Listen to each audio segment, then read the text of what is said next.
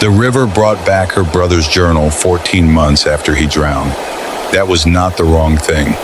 The wrong thing was the photograph inside it, of Maren, taken 3 weeks ago, through her kitchen window. She had not been home in 3 weeks. This is Scar Howl. Subscribe and like before it starts. Let's go. Maren Sulky was 32 years old and had spent 14 years teaching geography to secondary school students.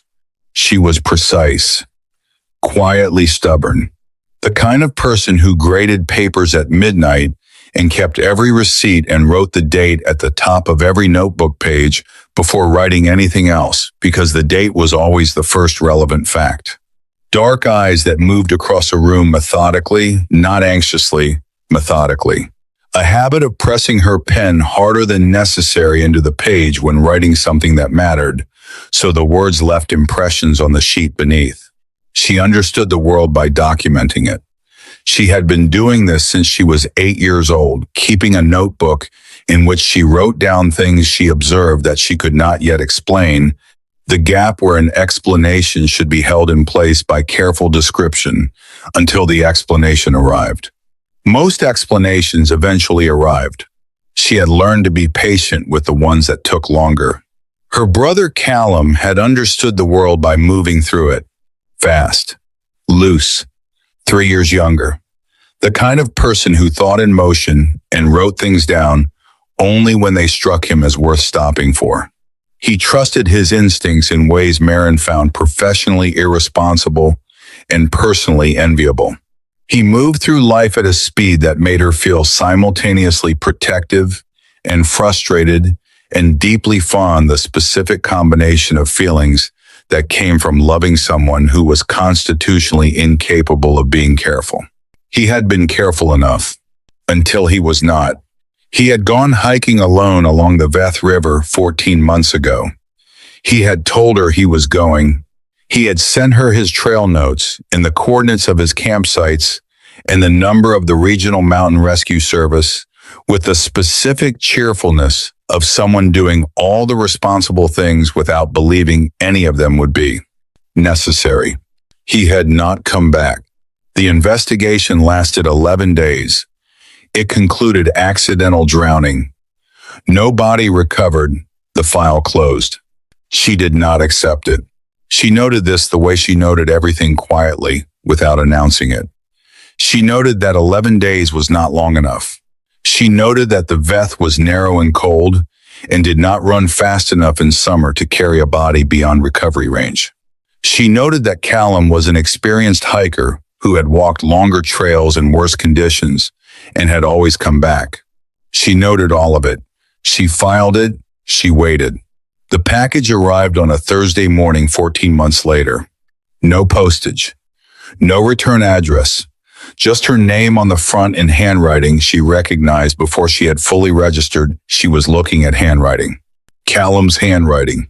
Inside his field journal.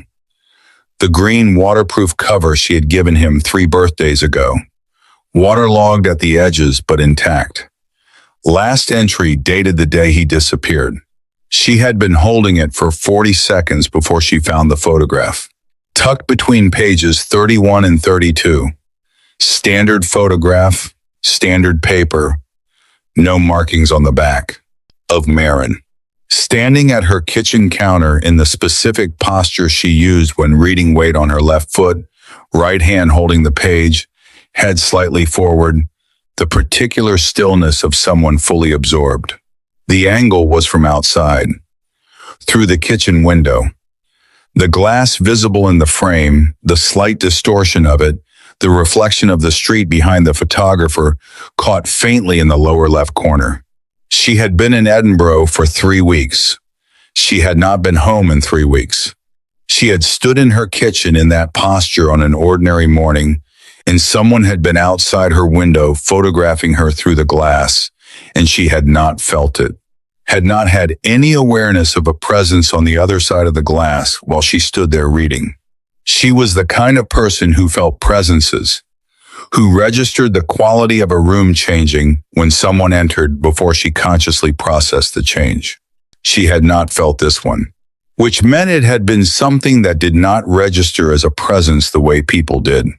Something that held still enough and long enough to take a photograph without disturbing what was on the other side of the glass. Someone had sent her that photograph inside her dead brother's journal. The river had not sent it. The river did not travel to cities. The river did not stand outside kitchen windows in the dark. Something else had. She stood in her hallway for 4 minutes. She noted the time. She noted her heart rate elevated but controlled. The specific elevation of someone confronting a fact they cannot yet explain but do not intend to look away from. She was not frightened. She was building a case. She packed a bag. She opened a new notebook. She wrote the date at the top in her small exact hand. She drove north. The drive took 4 hours on the highway and then 40 minutes on roads that narrowed as the valley closed in on both sides. She documented the drive. Not because anyone asked, because documentation was the only framework she had for the thing in the sealed plastic bag on the passenger seat, and the framework was better than nothing. She had been using frameworks to manage things that did not fit for 14 years. She was good at it. She noted the valley appearing, the land dropping on both sides, the horizon compressing, the specific quality of light that valleys made brighter above, darker below, as if the sky and the ground had agreed to different arrangements. She noted the point where the river appeared. The Veth ran along the eastern edge of the road for the final 30 kilometers. Narrow, cold, clear. Moving south with the particular efficiency of water that had been doing exactly this for a very long time and had no interest in doing anything else. She could hear it, not faintly, clearly, through the closed windows of the car at 60 kilometers an hour with the heater running. She noted this. She noted that it should not be possible at this speed with the windows up.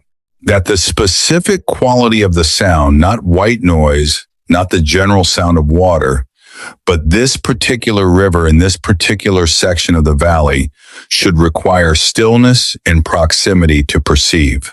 She noted it. She kept driving. Dunnmore appeared at the end of the valley road the way small towns appeared at the end of long drives, suddenly, completely, as if it had always been exactly there waiting for exactly this arrival. She stopped at the edge of town before driving in. She looked at the housing. The oldest houses sat closest to the riverbank, dark timber, low roof lines, the compactness of buildings from a century ago. 10 meters of garden between the oldest foundations and the water line. The next generation of houses set further back, perhaps 20 meters. The next generation further still. Each decade of construction incrementally, measurably further from the water than the decade before it. The most recent houses, brick, double-glazed, built in the past 20 years, stood 100 meters from the bank at minimum, almost against the valley wall. The town had been moving away from the river for 100 years. Not because of flood risk, the bank was elevated. Not by planning decision, she would check and find no record of any such decision.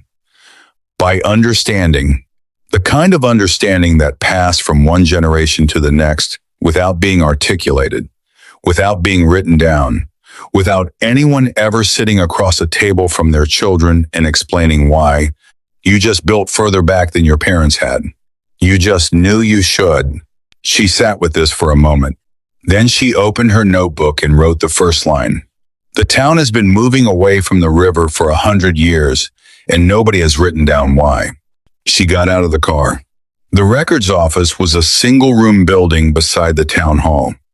Filing cabinets along every wall. The smell of accumulated paper, not the fresh paper smell of active offices, but the deeper smell of paper that had been accumulating for longer than anyone currently working there had been alive. The records officer was pale ash, somewhere between 50 and 60. The features of someone whose job had required decades of professional helpfulness, without personal involvement, neutral, precise, the specific readiness of someone who listened carefully and offered exactly what was asked and nothing adjacent to it. He received her politely. He listened to everything she said without interrupting. He did not touch the sealed bag she placed on the counter. He did not lean toward it or away from it.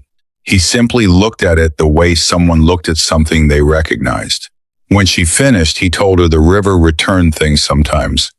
Current patterns in the gorge at the southern end of the valley, eddies that held objects and released them unpredictably. Items lost upstream could reappear downstream months or even years later. He said it the way someone said something they had said many times to many people and had found it sufficient for most of them. The photograph, she said. He looked at the bag, at the journal visible through the plastic, at the corner of the photograph just visible inside the front cover. He looked at it for a long time. That's harder to explain, he said. He said it the way someone said something they had no intention of explaining.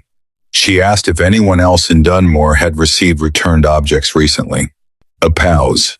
Brief. Selecting. Not that he was aware of. She thanked him. She left. She stood outside the records office for a moment in the gray afternoon light and looked at the river visible at the end of the main street, narrow, clear, moving south through the valley with the unhurried efficiency of something that had been doing this for a very long time and would continue doing it long after the town around it was gone. She walked toward it. She walked the river bank north from where the road met the water. The Veth ran close on her right, narrow, cold, the surface carrying the last of the afternoon light in small, flat pieces. On the far bank, the vegetation thickened quickly into the forest dense, the trees pressing close to the water, the darkness inside them beginning immediately at their boundary. She walked for 20 minutes without finding anything. Then she found them. At the point where the bank curved slightly east, away from the road, away from the town, at the furthest point from any building along this stretch. A point that was not visible from anywhere in Dunnmore without standing on the bank itself. 3 objects placed carefully on the grass above the waterline. Not washed up, not deposited by the current. The grass around them was undisturbed. No drag marks. No wet ring where something had been pulled from the water. No indication that anything had arrived here from the river direction at all. Placed. The specific placement of things set down by hands that knew where they should go. A child's shoe. Red. Small. The lace still tied with the particular double knot that small children learned and adults often forgot. A set of car keys on a plain metal ring. No fob.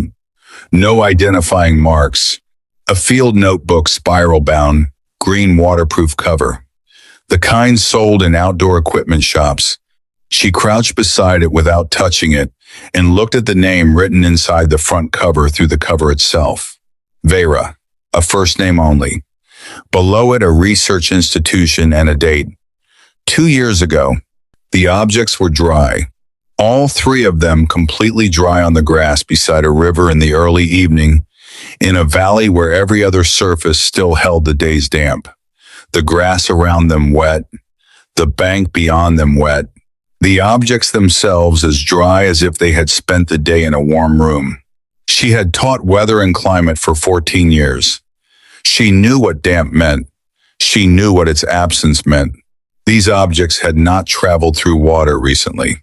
They had been held somewhere dry and carried to this bank and placed here in this specific order: the shoe, the keys, the notebook, by something that moved along this bank when it chose to and understood the sequence they needed to be in. Oldest first. She photographed everything before she touched anything. She stood and photographed the bank in both directions, the objects from above and from each side, the undisturbed grass around them. She wrote 12 pages of notes standing on the bank in the failing light, with the river running cold beside her and the forest on the far bank holding its absolute silence. When she looked up, the light had changed entirely. The valley in early dark, the river still audible, always the same specific sound. Callum's journal was not the first return. It was the most recent. The sequence had been building toward her arrival for longer than she had known to look. The woman at the guest house told her without being asked that if she wanted to know about the river, she should talk to Grael on Veth Lane. She had been watching it longer than anyone. Grael's house was the closest to the river of any occupied house in Dunnmore. Dark timber, low roof line, a century old at minimum. The garden ran to within 5 meters of the bank, the original distance, before the town began its slow generational retreat. Grael had not retreated. She had stayed where the river could be heard from every room. She had understood, perhaps, that being close to the river was the point. Grael opened the door before Maren knocked. Small and precise, and still in the specific way of someone who had spent a very long time being present with things that most people looked away from. She looked at Maren with the focused attention of someone who had been expecting her. Not today specifically, but eventually, always eventually. She made tea without asking. She sat across the kitchen table with the window behind her, the river just visible in the late afternoon light, moving south, carrying its sound, and she waited. Maren asked about the river. Grael said it returned things sometimes. Her mother had told her. Her grandmother had told her mother. It was simply what the Veth did. Does it always return them in order? Maren said. Oldest first? Grael set her cup down. What do you mean by order? Maren explained. The child's shoe, the car keys, the researcher's notebook, then Callum's journal. Oldest first. Each one placed carefully on the bank rather than washed up. Each one dry. Grael was quiet for a long time. You're the first person who has noticed the order, she said. She went to a drawer and took out a notebook. Not old, not worn. The cover clean and the binding sound. She opened it on the table between them. Every object the Veth had returned. Dated and cataloged in Grael's small, precise handwriting, the specific patience of someone who had understood long ago that this information mattered even if she did not yet know why. The entries went back 40 years. But the record went back further. Grael turned to the front pages, different handwriting, same format, same categories. Her mother's entries. And before that, attached inside the front cover, a folded sheet covered in older handwriting still. Her mother's mother. 3 generations of the same record. Always oldest first? Maren said. Always. Always dry? Always. Always placed? Grael met her eyes. Always placed. Maren turned the pages slowly. 40 years of objects. Each one described with the precision of someone who had been doing this long enough to know what details mattered. She turned to a section near the back. A different notation there, names rather than objects. The person the last item in each sequence had belonged to. The date they arrived in Dunnmore, no column for when they left. Maren looked at the missing column. They don't all leave, she said. Some do, Grael said. The ones who are not ready. They come, they find what was returned, they don't go into the forest. They go home. The town closes around their visit and they leave and the river waits for the next sequence. And the ones who are ready. Grael looked at her hands on the table. The river has always known who is coming, she said, long before they know themselves.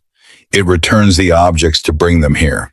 Because certain people, the ones who pay attention, the ones who notice things, the ones who do not look away, are more useful to it than others.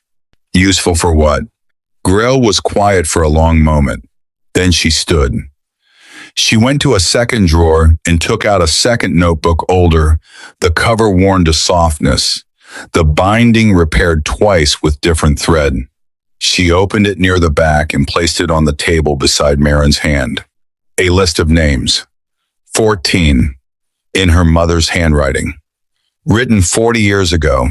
Maren looked at the list. She had seen these names before. She opened her phone and showed Grael the photograph she had taken in the forest that afternoon. The cairn. The top stone. The 14 names scratched into it. Grael looked at the photograph for a long time. You went into the forest, she said. Yes. And you found it. Yes. A pause. Something settling in Grael's expression, not surprise. Confirmation. The specific quality of confirmation that came from knowing something would happen and watching it happen. My mother wrote those names 40 years ago, she said. She got them from the river, the way you get anything from it if you stay beside it long enough. You stop hearing water. You start hearing something that uses water the way we use language. What does it say? It says who is coming, Grael said. It has always known. It returns the objects to bring them here because it needs them here. Because it has been in this valley long enough to understand that certain kinds of people are worth the patience. Maren thought about something that had moved between this valley and her city, that had stood outside her kitchen window in the dark with enough stillness and patience to photograph her without being felt. That had carried her brother's journal for 14 months and her grade book for 3 years. All of it managed, all of it sequenced, all of it building toward this moment. Not the river. The river was the language. Something else was speaking. She did not write this yet. She was not ready to write it. She looked at Grael. My brother's name is not on the list, she said. Grael held her gaze steadily. No, she said. It is not. She stood again. She went to a different drawer, her own record, the clean notebook, the one she kept herself. She opened it to the very last page. One entry, written that morning, before Maren arrived. Object returned, one geography teacher's grade book. Initials, M.S., placed on the north bank at dawn. Condition, dry, undamaged, contents intact. Maren looked at the entry, her grade book, the one she had lost 3 years ago on a school trip to the Lake District. She had searched for it methodically. She had accepted eventually that it was gone. The river had had it for 3 years.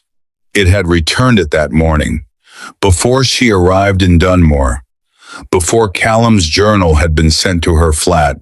She worked through it the way she worked through everything sequentially, following each implication to the next. The grade book was placed on the bank before Callum's journal reached her door, which meant the river had arranged her arrival before the mechanism that triggered her arrival was deployed. The journal had not caused her to come. The journal had been sent because her coming was already decided. Callum was not the reason. Callum was the door. She was what had always been on the other side of it. She had been the destination for at least 3 years. Where did the ones on the list go? She said. The ones whose names are on the cairn. Grael looked at her hands on the table. Into the forest, she said. The ones who were ready went further. The ones who were not the cairn is where they stopped. And Callum. Grael looked at her for a long moment. His name is not on the cairn. It was not an answer. It was the only answer available. Maren picked up her notebook. She wrote one line. Callum was the door. I am the destination. He went north of the cairn. His name is not on the list. The list is where people stop. She looked at what she had written. She wrote one more line. He did not stop. Neither will I. She closed the notebook. She thanked Grael. She stood. At the door, she paused. Has anyone ever come back? Maren said. After going north of the cairn. Grael was quiet for a long time. The river returns things, she said. That is what it does. Maren left. She walked back to the guest house in the dark with the river audible the whole way. Always the same distance, always the same sound, accompanying her through the town that had been moving away from it for 100 years. She did not sleep for a long time. When she did, the sleep was deep and without dreams. When the alarm came at dawn, she rose immediately. She was ready. She went into the forest. She told herself she was looking for the location where Callum disappeared. She had his coordinates from the investigation report. She had his field journal with its careful notes about the trails and the river crossings and the specific quality of light in different sections of the forest at different times of day. She told herself she was looking for evidence. She was looking for her brother. The forest along the eastern bank was old growth. Unbroken canopy, the interlocking of trees that had been growing toward each other for long enough that the individual crowns were indistinguishable. The whole thing, a single continuous ceiling. Trunks wide enough that her arms would not reach halfway around the largest ones. The undergrowth dense but passable, requiring attention to the path, requiring care. The darkness inside the tree line beginning immediately at its boundary. Not gradually, all at once. The way old forest darkness always began, as if the light made a decision at the edge of the trees and declined to continue. She had a compass. She had his trail notes. She had 14 years of teaching students to read terrain. She oriented east and began walking. The river was audible behind her, the Veth on the western bank, moving south, the sound of it clear and specific. She noted it. She noted the quality beneath it that she had been noting since the drive north and had still not fully classified. She had stopped trying to name it. She just noted it each time she heard it. She walked for 20 minutes. For 40, for an hour, the river sounded the same. She had been walking east for an hour, and the river to the west should have been growing quieter, the distance between them increasing with every step. Basic acoustics, basic geography. She had taught this. The sound had not changed. She stopped. She stood completely still and listened.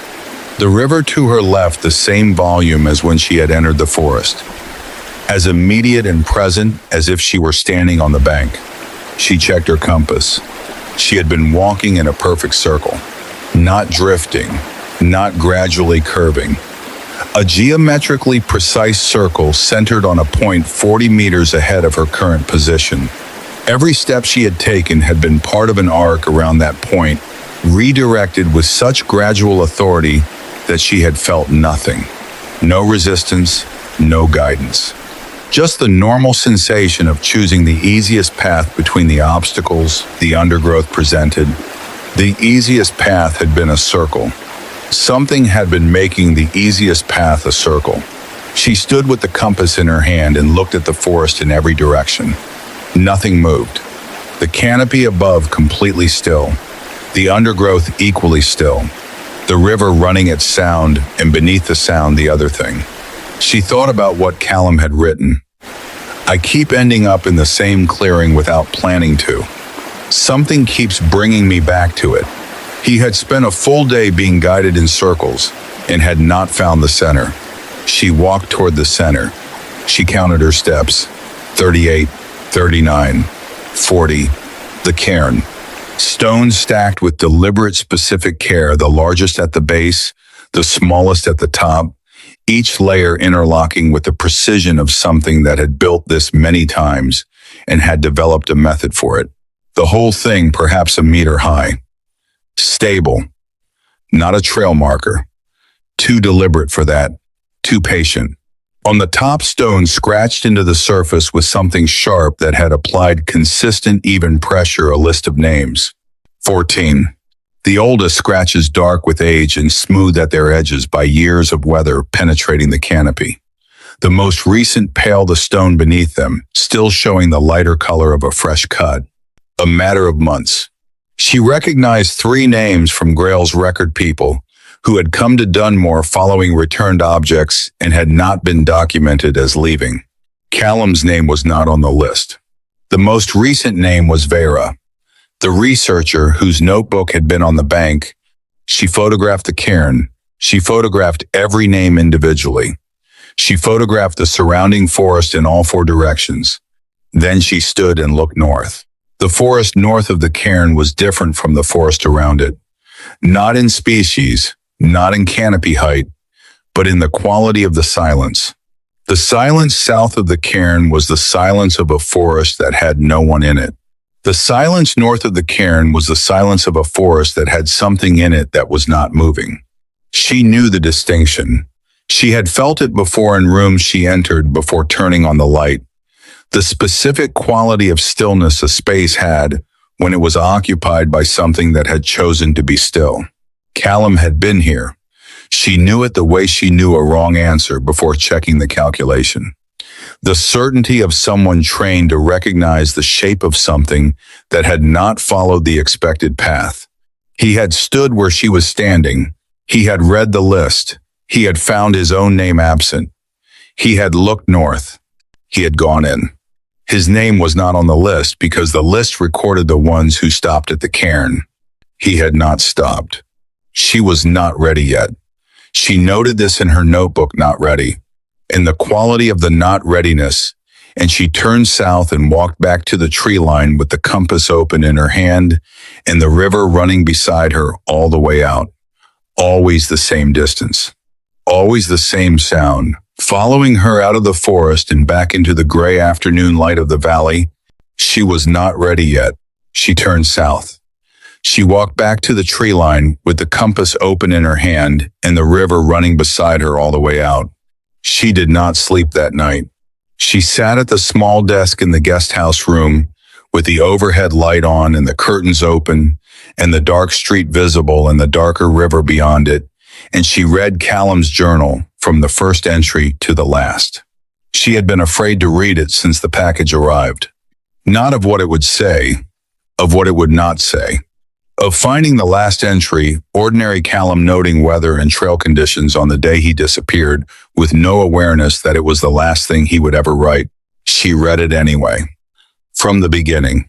He had driven north the same way she had, documenting the drive, the valley approach, the river appearing alongside the road and the sound of it through the closed windows. He had noticed the same thing she noticed. He had written, "The river is too loud for the speed I'm traveling. It's like it wants to be heard." Day 2. I've been asking around town about Callum. No, he had written about himself in the third person, she realized, just as she had been doing in her own notes since she arrived. Asking around town about the river. People are polite, helpful about everything else. The river, they answer differently. Not afraid, just careful. Like they've made a decision about how much to say and they're sticking to it. Day 3. The forest on the eastern bank is different from the western bank. Same species, same canopy. But one of them is paying attention and the other isn't. I can't explain this better than that. Day 4. I've been walking in circles. Not lost, I know exactly where I am on the map, but I keep ending up in the same clearing without meaning to. Something keeps bringing me back to it. She stopped on day 4. She read it again. He had noticed the circle.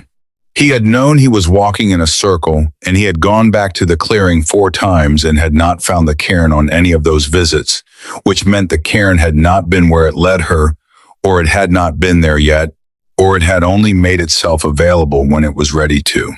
She wrote that in her notebook. She underlined it twice. Then she read the last entries. Day 5. Found the cairn, photographed it, read the names. Mine isn't on it. I don't know if that's reassuring or the opposite. Going north of it tomorrow and seeing what's there. Day 5. Later. Something has been following me since the second day. Not threatening.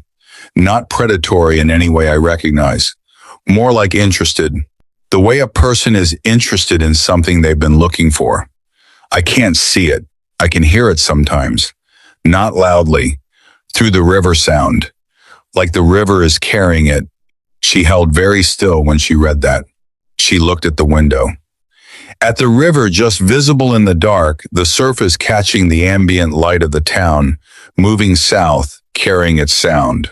She thought about something that moved through this valley, that had followed Callum for 5 days, that moved between the forest and the town in the night, that had stood outside her kitchen window 3 weeks ago, in the dark of a city 200 kilometers south, and held still enough to photograph her without being felt. She read the last entry. Callum wrote about her, about the way she noticed things, about the specific quality of attention she brought to everything she looked at. Careful, unhurried, the kind that did not need to announce itself because it was structural rather than performed. Maren would understand this place. She notices things the way this river notices things, carefully, without needing to announce it.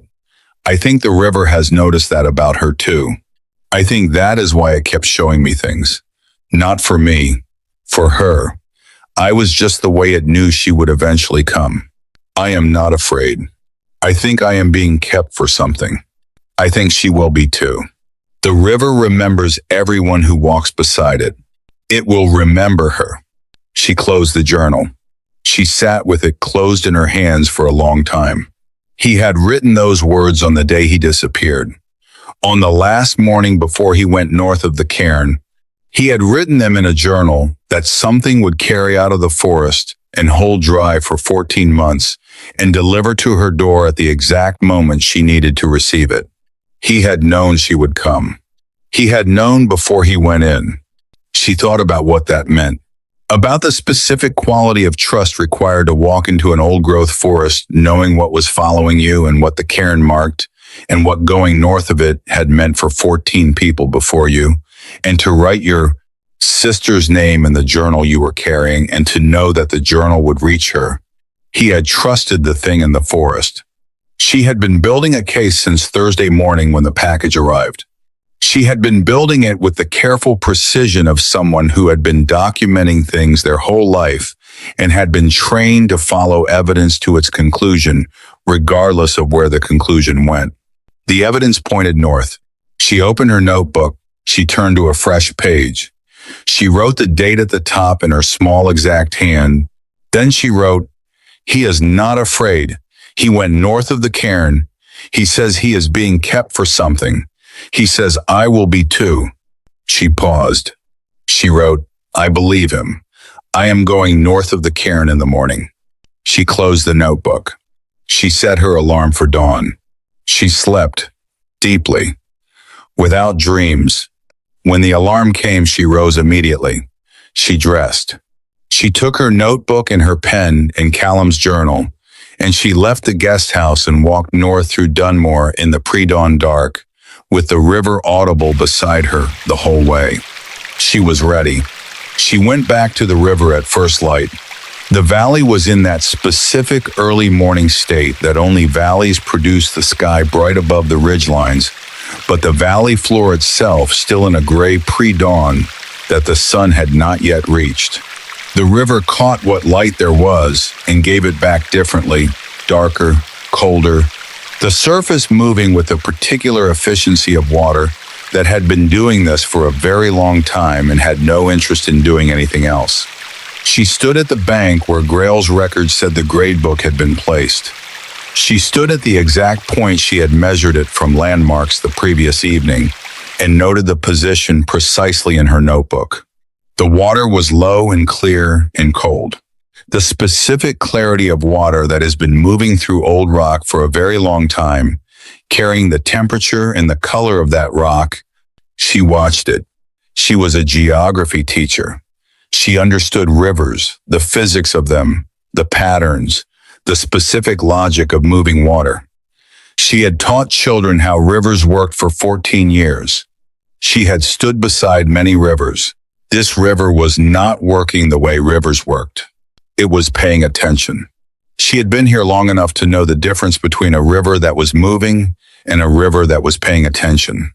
She had not known, before she came to Dunnmore, that the distinction existed. She knew it now with the certainty of something learned through observation rather than instruction. Her grade book was on the bank beside her feet. She had not brought it. She had left it in her bag at the guest house. She looked at it for a moment without touching it. She noted this in her notebook, grade book present on the bank, not brought by her, placed while she was approaching or already present when she arrived before full light. She noted that she had not heard it being placed. She noted the position of it relative to where she was standing, relative to the river, relative to the tree line on the far bank. Then she picked it up. She opened the front cover.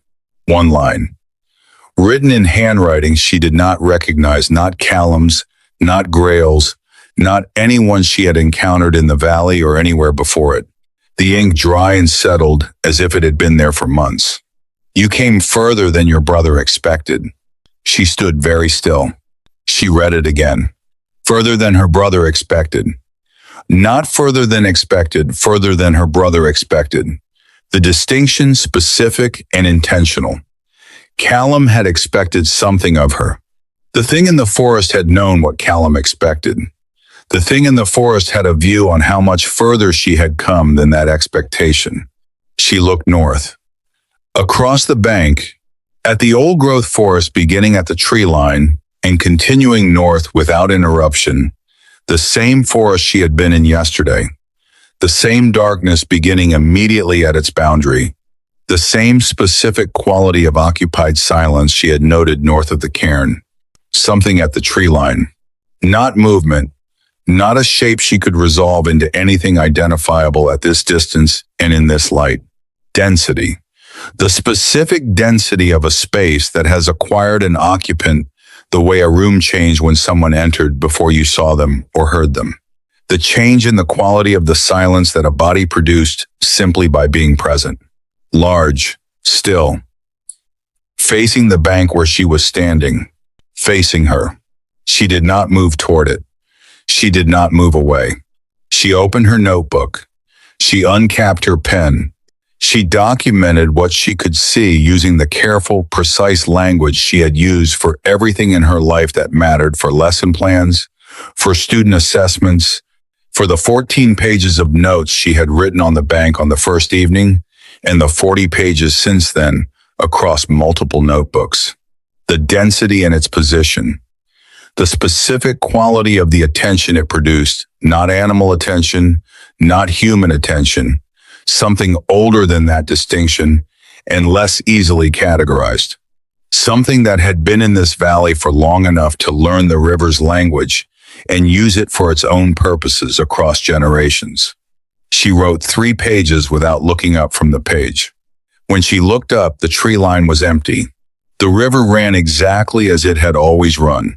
She looked down at the grade book still open in her hands. Below the line she had already read below, "You came further than your brother expected," there was a second line. She had not seen it when she first opened the cover. She had been looking at the first line. The ink of the second line was still wet. Good. One word. She stood at the bank for a long time, with the grade book open in her hands, and the river running cold and clear beside her, and the forest on the far bank holding its silence. She thought about what the word meant, not its dictionary meaning. Its meaning here, in this context, from something that had been watching her family for at least 3 years, and had guided her brother into this forest, and had guided her here after him. Something that had stood outside her kitchen window, and photographed her, and arranged the return of objects across months and years, and had now written one word in the front of a grade book in ink that was still wet while she was looking. At the tree line. Good. Not you may pass. Not you are ready. Not welcome. Good. The evaluation of something that had been assessing her and had reached a conclusion. She had a choice. The road south was available. Her car in the parking lot, her flat in the city waiting, her job, her students. The professional life she had constructed from precision and documentation and the patient accumulation of evidence toward conclusions. She looked at the grade book. The river had held it for 3 years. It had not returned it until this morning, not until she was ready. She looked at the forest. Callum went north of the cairn. His name is not on the list. He wrote, "I am not afraid. I think I am being kept for something." He had been right. She was going to find out what. She opened her notebook. She turned to a fresh page. She wrote the date at the top in her small exact hand. Then she wrote one line. Callum went further. Find him. She closed the notebook. She did not take the road south. She crossed the bank. The water was cold around her feet, shockingly cold. The specific cold of water that had been moving through old rock in a valley that the sun reached late and left early. She did not stop. She moved across and climbed the far bank and stood at the tree line. The forest was in front of her. The same darkness beginning immediately at its boundary. The same old growth going back further than the eye could follow. She walked in. The forest received her the way it received everything that belonged inside it, without announcement, without ceremony, simply closing around her as she moved deeper, the trees becoming the entire world within 20 steps. The river audible on her left, always the same distance away, always the same sound, the water sound, and beneath it the other thing. The thing that had been speaking through the water for longer than the valley had a name. She walked north. The river on her left. Always the same distance. Always the same sound, the water sound, and beneath it the other thing. The thing that had been speaking through water for longer than the valley had a name. The forest closed around her.